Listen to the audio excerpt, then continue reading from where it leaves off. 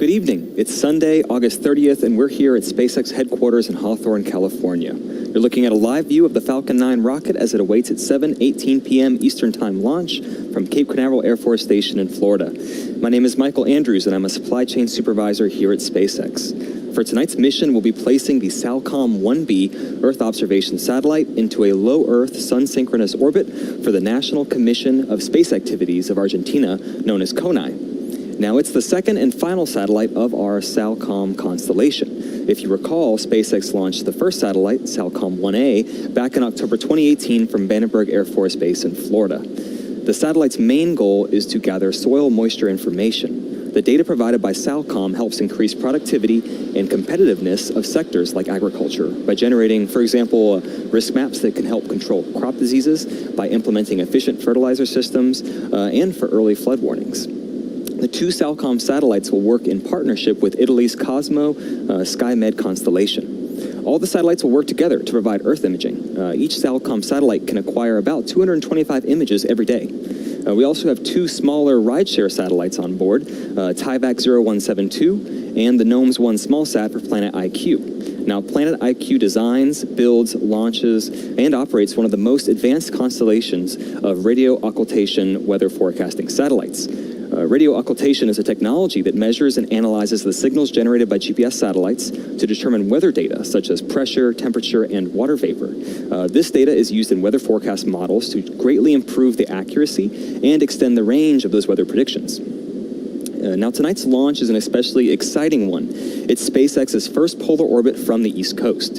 A polar orbit is one in which satellites pass above the North and South poles as opposed to the equator. This is the first polar trajectory since the late 1960s flown out of Cape Canaveral. SpaceX worked closely with the Air Force and the FAA to create a trajectory that meets the necessary safety requirements for flight.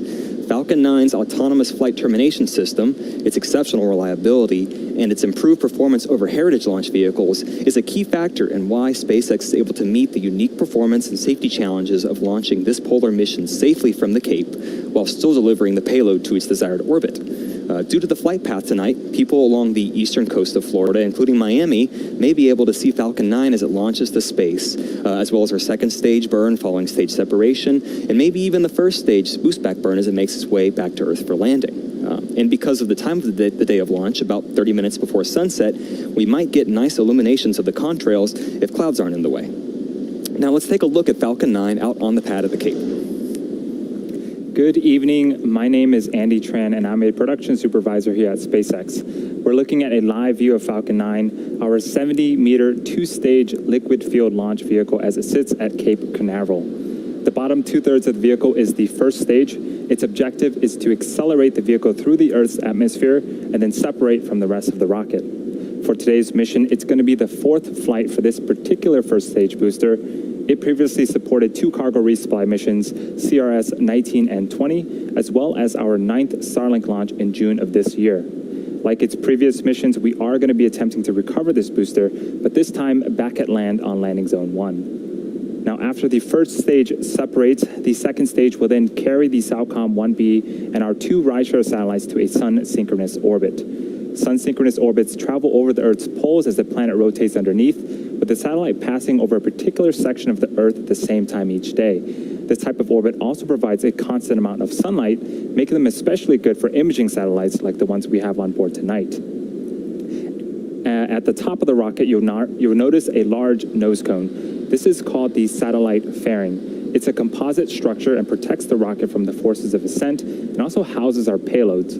Once the vehicle is outside of the Earth's atmosphere, the fairing will separate to expose the satellites into space.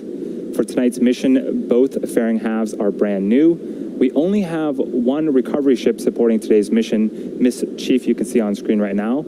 So we won't be able to attempt to catch these fairing halves, but rather try to scoop them out of the water once they land.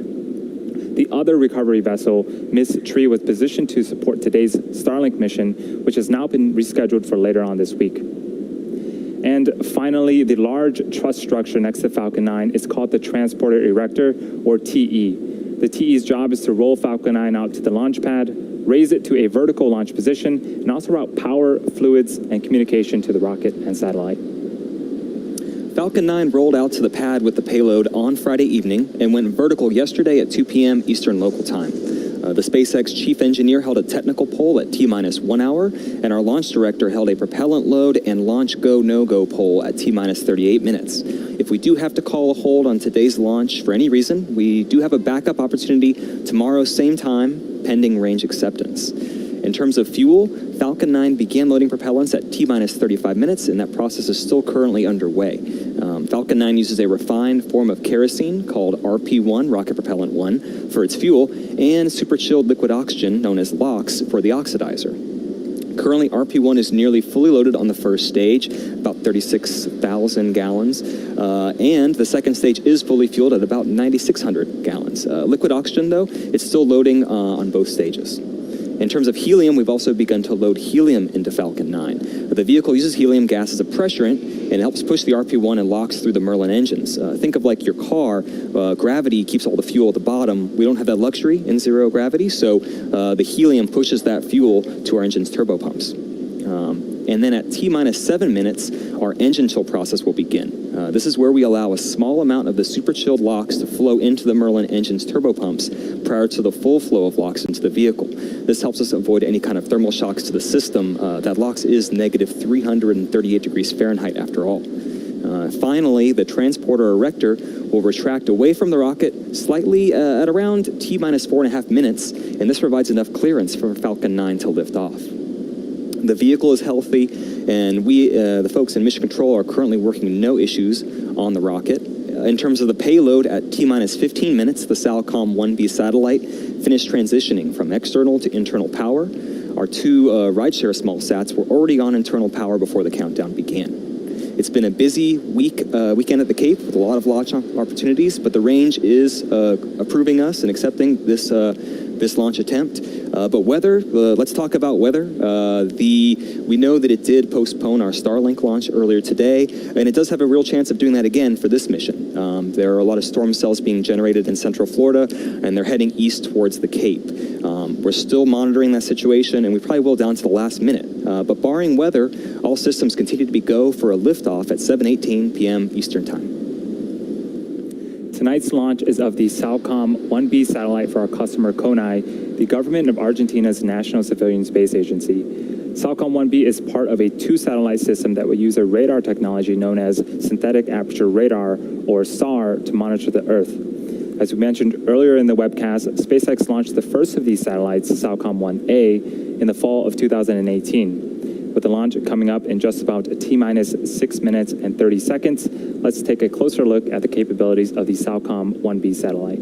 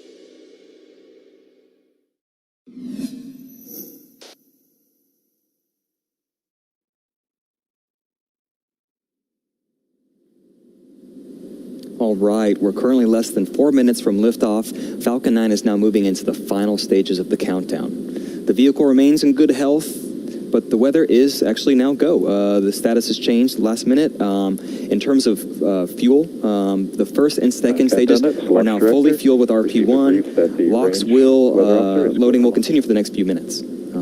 And also one thing you'll hear 1 minute before liftoff, you'll hear the announcement that Falcon 9 is in startup mode. This means that the rocket's own internal computers are now autonomously controlling the launch countdown. The SAOCOM 1B payload continues to be healthy. The Falcon 9 team is tracking no issues on the rocket. Weather has just recently opened up and is looking good, and the range is green for launch. As a reminder, if we don't launch today, we do have that backup opportunity tomorrow, pending range acceptance at 7:19 p.m. Eastern local time. And with just under 3 minutes to go before launch, let's listen in to the final countdown prior to liftoff.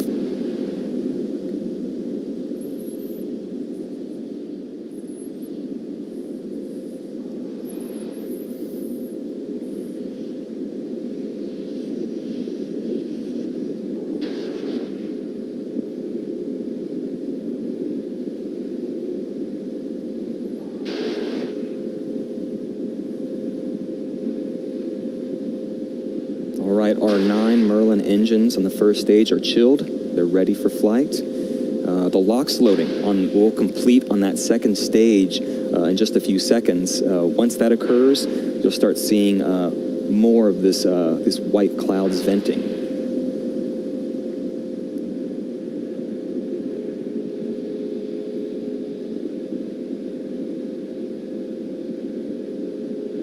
Stage 2 LOX closed out.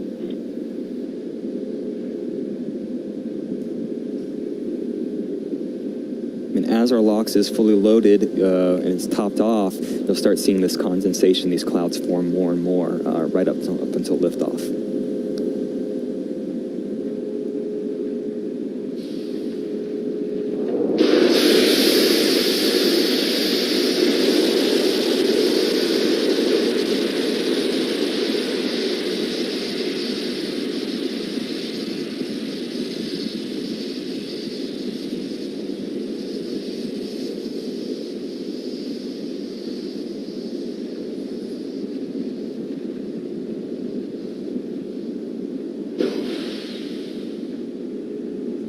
Falcon 9's in startup. All right, we have entered startup mode. Falcon 9 has taken over the remainder of the countdown. We're just waiting for the go for launch callouts. Stage 2 press for flight. LD, go for launch.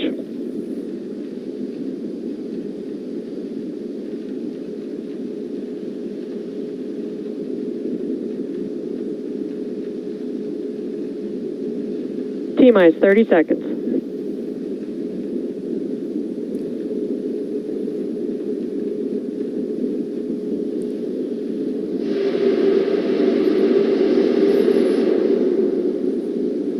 T-minus 15 seconds. Falcon 9 is flight.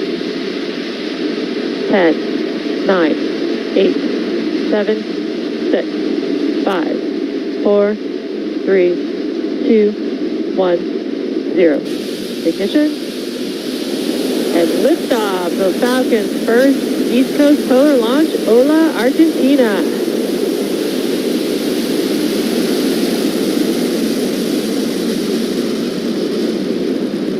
Stage 1 course phenomenal.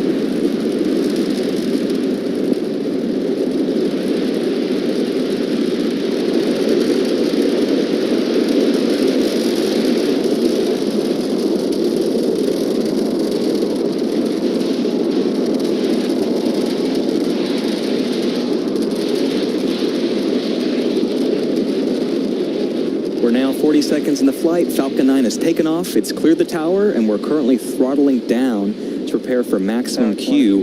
That's the point of maximum aerodynamic pressure. It's at 1 minute, 12 seconds.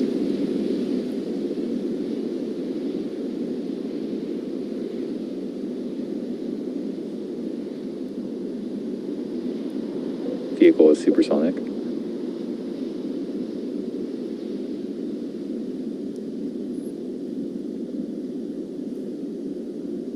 Vehicle has reached maximum aerodynamic pressure. you've heard it. We've reached max Q. At this point, the loads in the vehicle become less and less as the atmosphere gets thinner. We're now able to throttle those Vehicle Merlin clear. engines back up, and at its maximum power, like right now, And, the ignition vehicle chill consumes started. more than 700 gallons of fuel per second.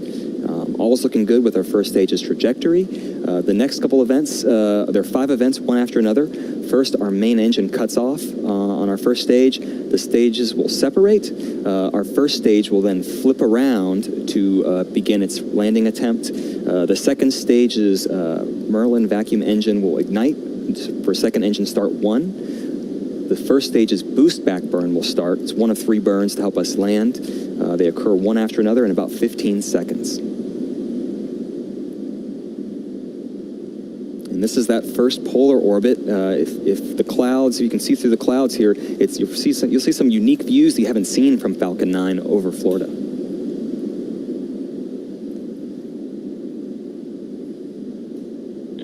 And we have Miko. Stage separation confirmed.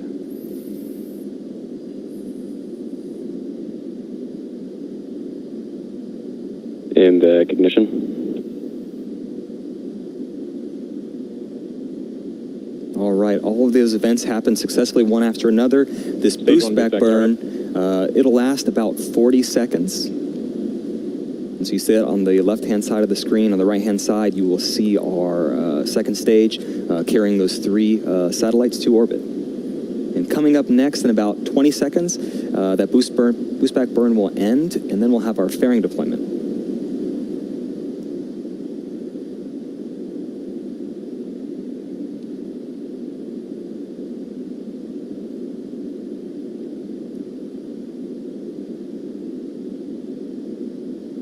Stage 1, boost back, shutdown. All right, one of those first landing burn, the boost back burns has successfully ended. Our 2 fairing halves will now jettison to expose the satellites to space. And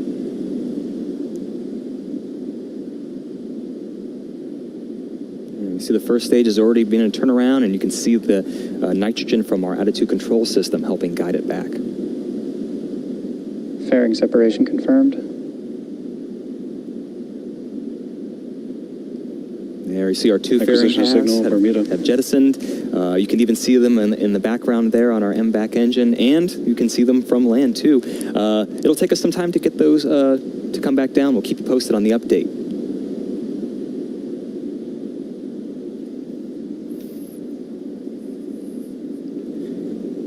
We are T plus 4 minutes and 13 seconds into flight. Everything is looking great for tonight's mission.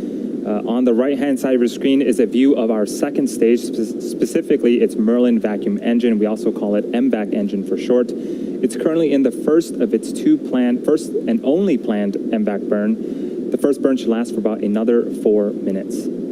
On the left-hand side of your screen is a view of our first stage looking downward. It's continuing to fall back towards Earth. The next milestone for the first stage is its first stage entry burn.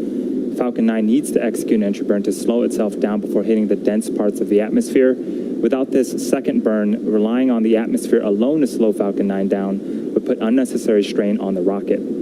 That entry burn is coming up at T plus 6 minutes and 10 Second stage seconds. is following nominal trajectory. Acquisition of signal, South Texas. You may have also noticed that we've deployed our 4 hypersonic grid fins. Those are the honeycomb-like structures that you see on the left-hand side of your screen. They help to guide the first stage back during descent by moving the center of pressure on the vehicle.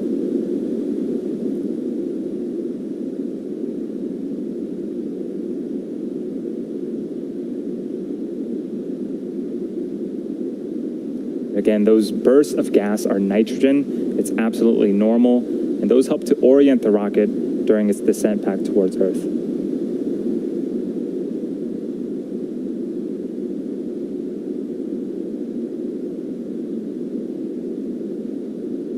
And we're about 20 seconds away from our second burn, the entry burn. Stage 2 FTS has safed.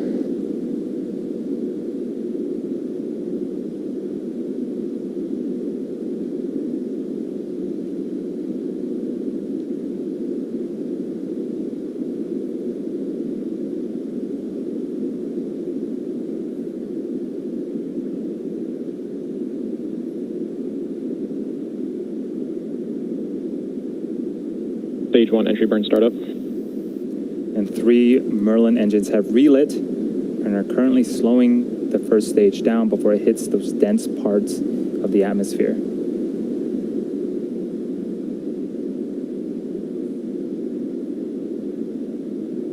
Second stage on the right-hand side of your screen is continuing to perform as expected. Stage 1 entry burn shutdown. And that is our second burn completed. And as we mentioned earlier, we are going to be attempting to recover this booster back at land on landing zone 1. The first stage has one more burn left. FTS is saved. That is the landing burn. It begins just before we touch down and provides the booster with a soft descent before we land. During this period, the landing legs will also be deploying. You might be able to catch it right before we touch down. They're stowed at the base of the vehicle and made up of state-of-the-art carbon fiber and aluminum honeycomb. Stage 1 transonic. You see the cape getting closer and closer. What a cool view. The first stage is passing through the cloud layers right now. Stage 1 landing burn startup. And here comes Falcon 9 attempting its 4th landing.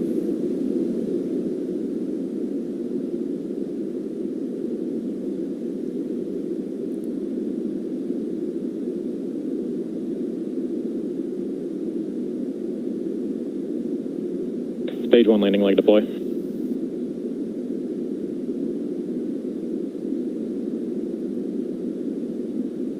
And you could not ask Stage for 1 a landing better burn. landing than that. Falcon 9 has landed once again.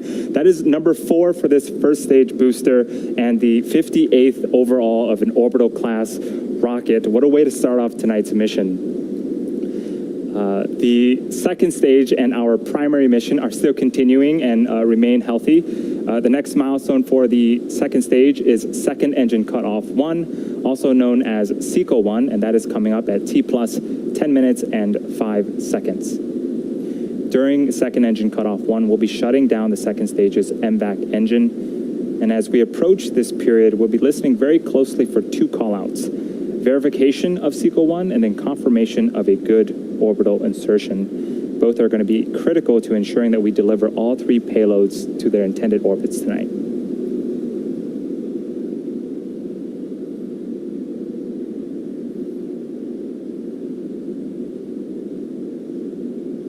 And while we're waiting for that period, some fun facts. The engine you see on screen can produce over 200,000 pounds of thrust. The second stage is currently traveling at over 20,000 kilometers an hour.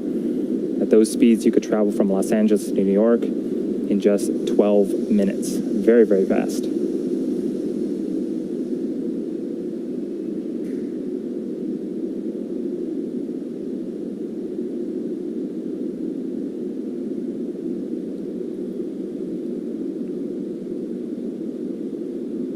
We're about 20 seconds away from second engine cutoff 1.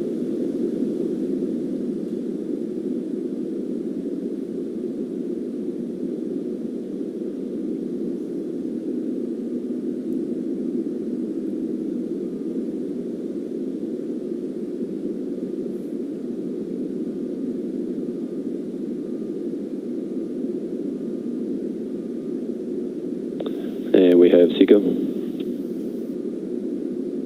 And the second stage Merlin vacuum engine has successfully had SECO 1. Nominal orbit insertion. And that is the other call out we were waiting to hear on. A good orbital insertion. In just about 3 minutes, we will have the first of our 3 deployments. Until then, we are going to take a short break and be back around the T plus 13-minute mark for the deployment of the SAOCOM 1B satellite.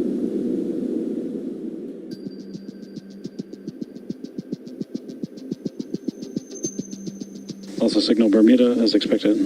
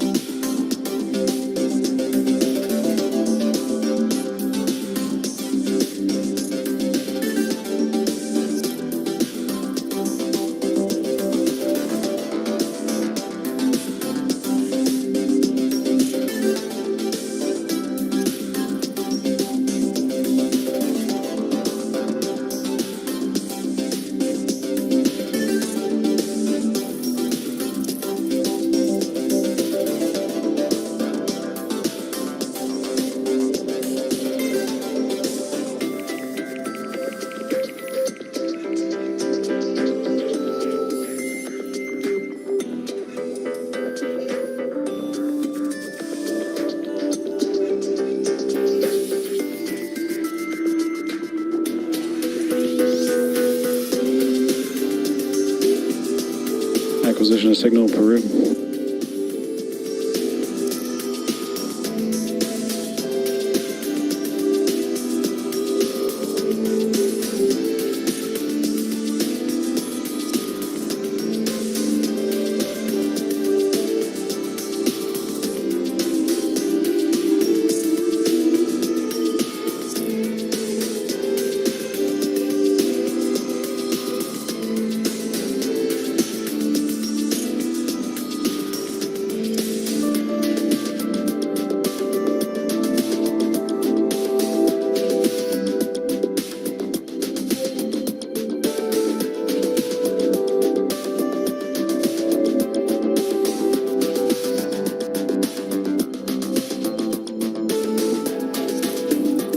Well, welcome back from our mini coast phase. For those of you just joining us, we successfully launched our Falcon 9 rocket from Cape Canaveral on a polar orbit trajectory. We had a successful stage separation, a successful land landing, the fourth landing for this booster, and we're waiting the deployment of the SAOCOM 1B satellite. It's just about 10 seconds, 15 seconds away. It's the second and final satellite in this constellation. We first launched its sister satellite, SAOCOM 1A, in the fall of 2018.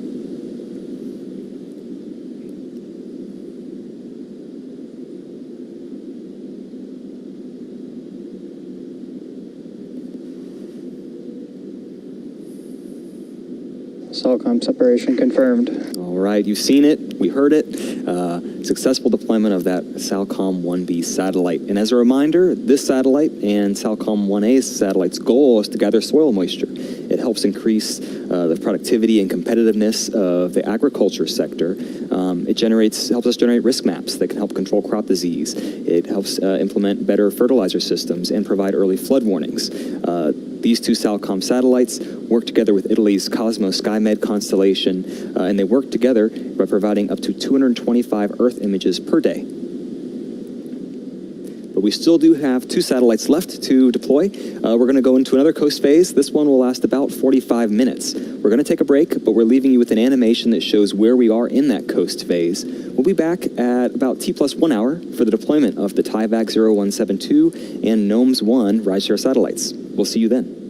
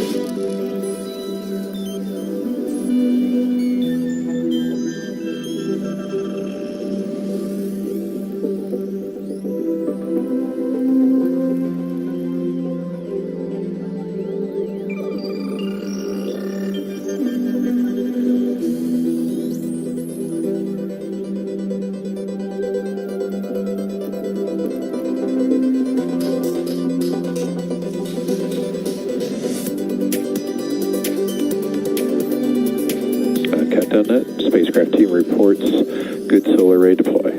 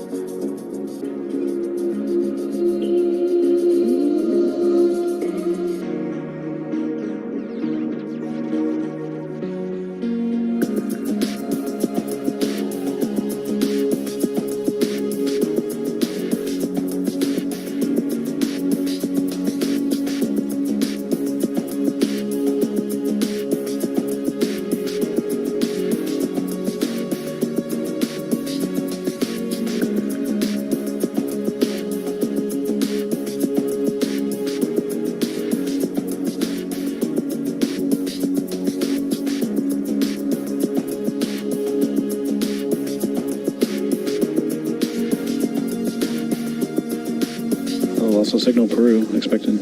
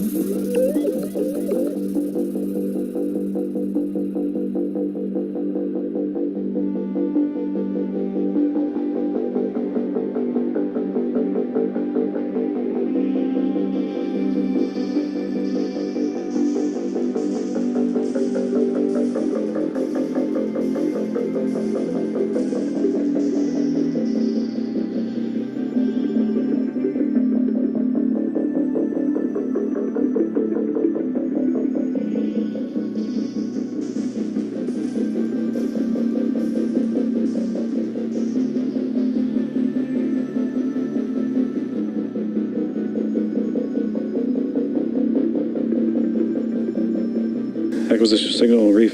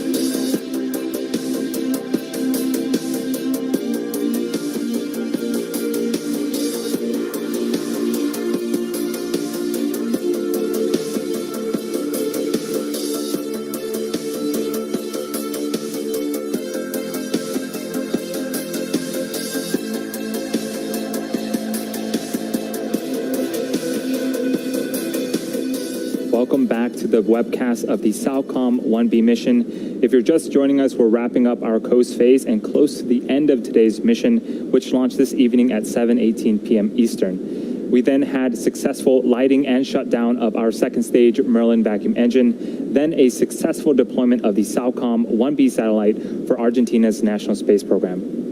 Coming up, we have the deployment of our two rideshare satellites. First up is the GNOMES-1 satellite for Planet IQ that occurs at T+1 hour, 1 minute and 37 seconds, followed shortly after by the TIVAC 0172 satellite.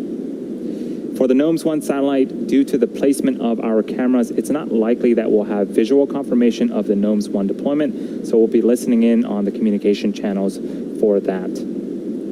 And a little bit more about Planet IQ. They design, build, launch, and operate one of the most advanced constellation of radio occultation weather forecasting satellites. Radio occultation is a technology that measures and analyzes the signals generated by GPS satellites to determine weather data such as pressure, temperature, and water vapor. This data is used in weather forecast models to greatly improve the accuracy and extend the range of weather predictions.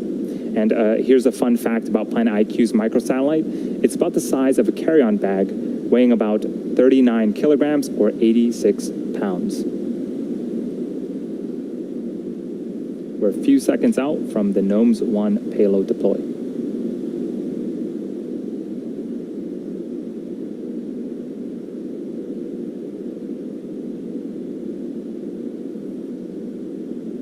Planet IQ separation confirmed. And we did get confirmation that the GNOMES 1 satellite did successfully separate. We're now waiting on our final deployment today, and that is of the TIVAC 0172 satellite. And for this one, we should be able to see the deployment.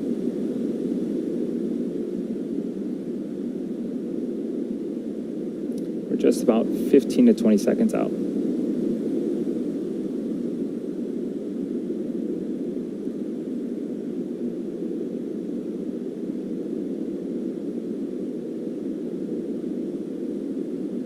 TIVAC separation confirmed. And we did get confirmation of the TIVAC 0172 satellite separation. That is our last payload for tonight. It's been an exciting evening. We saw a successful liftoff from our Cape Canaveral Air Force Station launch pad at 7:18 p.m. Eastern, the first polar orbit launch for SpaceX at the Cape, and the first originating from Florida in decades.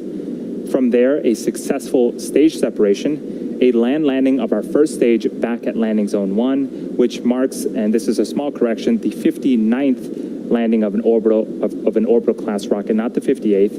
And finally, the deployment of the SAOCOM 1B satellite for the Argentinian Space Agency, along with our 2 rideshare customers. With that said, we will be bringing our webcast to an end.